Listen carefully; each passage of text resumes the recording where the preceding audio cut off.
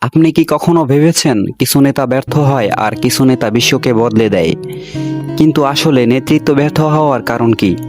Napoleon হিলের বিখ্যাত বই থিঙ্ক অ্যান্ড গ্রো রিচ বইটি থেকে নেতৃত্ব ব্যর্থতার 10টি কারণ সম্পর্কে আজকে আলোচনা করা হবে, যা নেতৃত্বে ব্যর্থতার পিছনে দায়ী। তাই আপনি যদি নেতৃত্ব দিতে চান তাহলে ভিডিওটি শেষ পর্যন্ত দেখতে থাকুন, কারণ এই শিক্ষাগুলো আপনার জীবন বদলে দিতে পারে। নেতৃত্বে ব্যর্থতার প্রথম কারণ হলো পরিকল্পনার অক্ষমতা।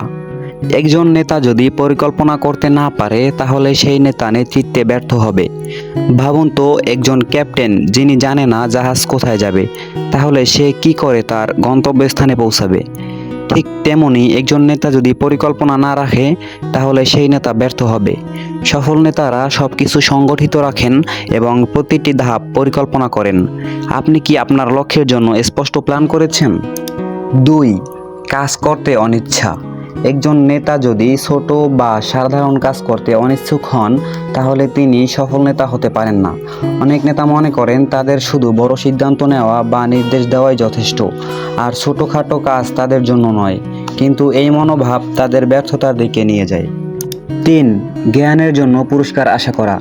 অনেক নেতা মনে করেন তাদের শিক্ষা, ডিগ্রি বা জ্ঞানের জন্যই তাদের সম্মান বা সাফল্য পাওয়া উচিত। কিন্তু নেতৃত্বের সাফল্য নির্ভর করে কাজের ফলাফলের উপর, শুধু জ্ঞান থাকার উপর নয়। যদি একজন নেতা তার জ্ঞানকে ব্যবহার করে দলের কোনো বাস্তব অবদান না রাখেন তাহলে নেতৃত্বে দুর্বল হয়ে পড়ে। সফল নেতারা তাদের জ্ঞানকে কাজে লাগিয়ে দলের উন্নতি করেন। 4. অনুসারীদের প্রতিযোগিতার ভয়। কিছু নেতা ভয় পান যে তাদের দলের সদস্যরা তার চেয়ে বেশি দক্ষ বা জনপ্রিয় হয়ে উঠবে।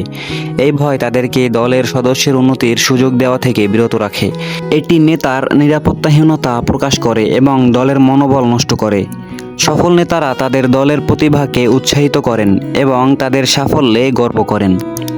5. কল্পনা শক্তির অভাব। নেতৃত্বে নতুন আইডিয়া এবং সমাধানের জন্য কল্পনা শক্তি খুব জরুরি।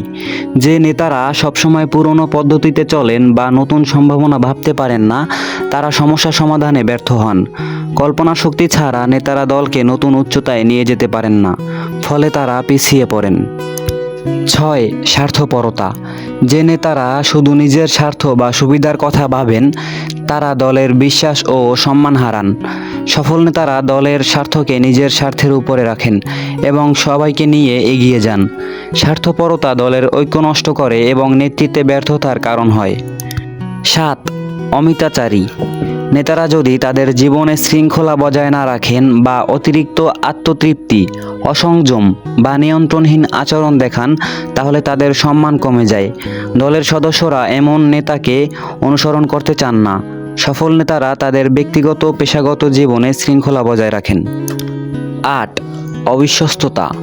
নেতারা যদি তাদের দল, সংগঠন বা সহকর্মীদের প্রতি অবিশ্বস্ত হন, যেমন গোপন কথা ফাঁস করা, প্রতিশ্রুতি ভঙ্গ করা বা দলের পিছনে গিয়ে তাদের ক্ষতি করা, এমন নেতার উপরে দলের সদস্যরা ভরসা করতে পারেন না। ফলে দলের মধ্যে বিশ্বাস ভেঙে যায় এবং নেতৃত্ব ব্যর্থ হয়। সফল নেতারা সবসময় তাদের দলের প্রতি অনুগত থাকেন এবং তাদের পাশে দাঁড়ান এবং সৎভাবে কাজ করেন। 9. কর্তৃত্বের উপর অতিরিক্ত জোর প্রদান। কিছু নেতা মনে করেন তাদের পদ বা ক্ষমতা দিয়ে দলকে চালানো যায়। তারা শুধু আদেশ দেন আর ভাবেন সবাই তাদের কথা মানবে। কিন্তু শুধু কর্তৃত্ব দিয়ে নেতৃত্ব হয় না। সফল নেতারা দলের সদস্যের সম্মান দেন, তাদের অনুপ্রাণিত করেন এবং একসাথে কাজ করেন। কর্তৃত্বের উপর বেশি জোর দিলে দলের সদস্যরা নেতার প্রতি শ্রদ্ধা হারায়, যা নেতৃত্বে ব্যর্থতার কারণ হয়। পদবীর উপর অতিরিক্ত গুরুত্ব। অনেক নেতা ভাবেন তাদের পদবি তাদের নেতা করে, কিন্তু শুধু পদবি দিয়ে নেতৃত্ব হয় না। সফল নেতারা তাদের কাজের ফলাফল এবং দলের প্রতি দায়িত্ব দিয়ে নিজেকে প্রমাণ করেন। পদবীর উপর বেশি ভরসা করলে দলের সম্মান হারায়, কারণ মানুষ নামের পিছনে নয় কাজের পিছনে চলে। পদবীর উপর অতিরিক্ত গুরুত্ব নেতৃত্বের ব্যর্থতার একটি বড় কারণ। তো বন্ধুরা, এই ছিল আমাদের আজকের ভিডিওটি ভালো লাগলে লাইক ও শেয়ার করতে ভুলবেন না। ধন্যবাদ।